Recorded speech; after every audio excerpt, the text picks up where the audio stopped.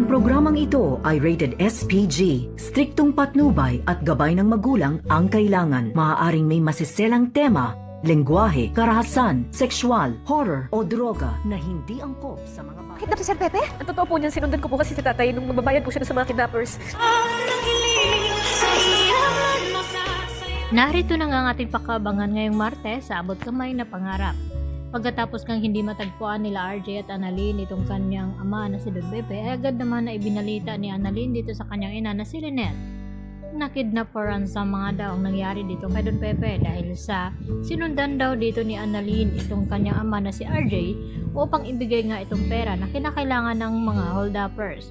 At dahil dito, nalaman nila na kidnap for ransom pala ang nangyari dito kay Don Pepe.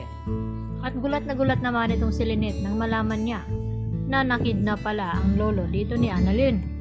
At dahil dito, nag-aalala naman ng husto itong si Lynette at pati na rin itong si Dr. Enriquez. Samantala, patuloy pa rin na naghahanap itong si Zoe at itong si Balahadja dito kay Don Pepe.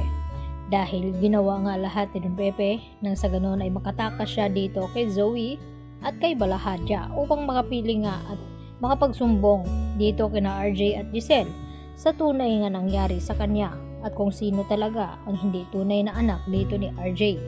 At dahil dito, sinabi ni Balahadja kay Zoe na maghiwalay daw sila sa paghahanap dito sa matanda at kung makita daw agad ni Zoe itong si Don Pepe ay sumigaw daw ito. Kaya naman hindi na malaya ni Don Pepe nang sabihin nga dito ni Balahadja na pagod na daw siya sa kakahanap nito at kapag nakita niya daw ito ay hindi daw siya mag-atubili na paslangin itong si tanda. Kaya hindi na rin nagdadalawang isip itong si Don Pepe na hindi gamitin ang kanyang armas na dala-dala. Kaya nang maramdaman ni Don Pepe na may taong papalapit sa kanya at hindi man lang niya ito nilingon ay agad niya nang pinapaputukan at nagulat ito nang si Zoe nga ang natamaan. At dahil dito agad naman na maisugod ni Balahadja sa ospital itong si Zoe dahil mananagot ito kapag hindi niya mailigtas ang anak ng kanyang amo. At dahil dito, magiging critical naman ang kalagayan dito ni Zoe. At dito naman magtataka itong si Doc Meneses na kung bakit hindi magkamatch ang dugo dito ni RJ at Zoe. Dahil kinakailangan ngang masalinan ng dugo itong si Zoe dahil sa marami nga ang nawala sa kanya dahil malayo-layo nga ang lugar kung saan ay itinatago nga nila itong si Don Pepe.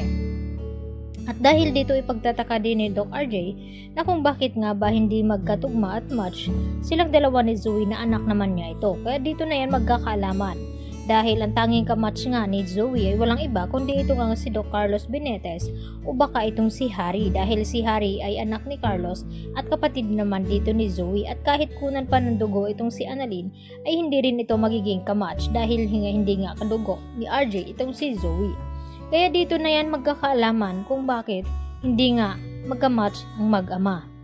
At makakatakas nga ba ng tuluyan itong si Don Pepe na ngayon nga ay tila paika-ika nga itong sa paglakad at hirap na hirap. At dahil dito porsigido nga na makita agad ni Balahadja itong si Don Pepe dahil mananagot sila kapag nakatakas ito at masabi dito kay RJ kung sino nga ba ang kumidnap sa kanya.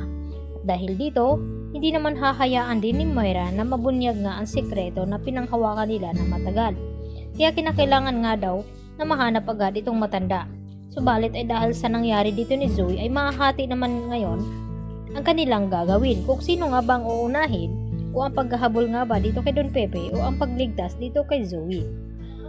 Kaya agad naman na ipapaalam ni Balahadja dito kay Moira ang nangyari sa kanyang anak. Kaya yan ang ating pakatutukan mamaya dito lamang yan sa abot kamay na pangarap. Bye-bye!